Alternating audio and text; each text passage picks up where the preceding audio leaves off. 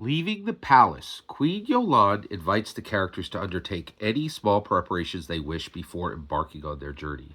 When the characters are ready to leave, a woman dressed in nondescript leathers and a gray cloak approaches them. This is Felonia. She is an elf knight, in disguise as a cloth merchant. Felonia's gear and weapons are stashed in an ox cart parked in the palace courtyard where Felonia escorts the characters. I love this, that the characters are going to travel in an ox cart. Dungeons and Dragons is just such a beautiful. It's so exciting.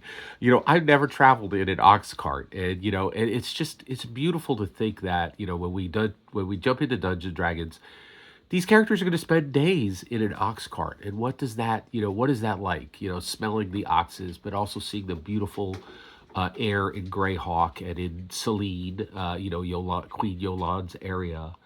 And what are the flowers like? And what kind of birds do they see? And this idea that we live in this world, but we have been blessed by Gary Gygax to have other worlds. And I truly pity humans who don't have this, who they're just stuck on Earth. They don't have access to Earth, right? And Gary just really unlocked all these different worlds for us, and it's a beautiful thing.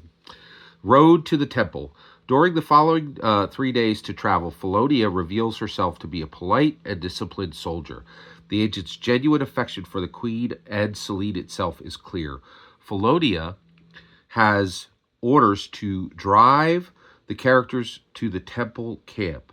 Nearby, during the characters' missions, then return with them to Queen Yolande's palace. If the characters don't return in a week, Felonia must return to Celine. Felonia is briefed on the cults. If the characters ask, she reveals the following information to them.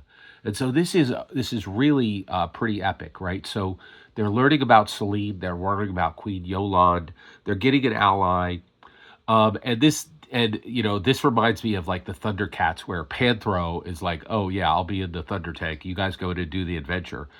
And it's really fascinating because Gary learned from those, Saturday morning cartoons, and so Panthro, he's out there watching the Thunder Tank. But if something goes wrong, the Dungeon Master can bring Felonia in right later, which is really kind of fascinating and almost like a safety mechanism that's built within the narrative.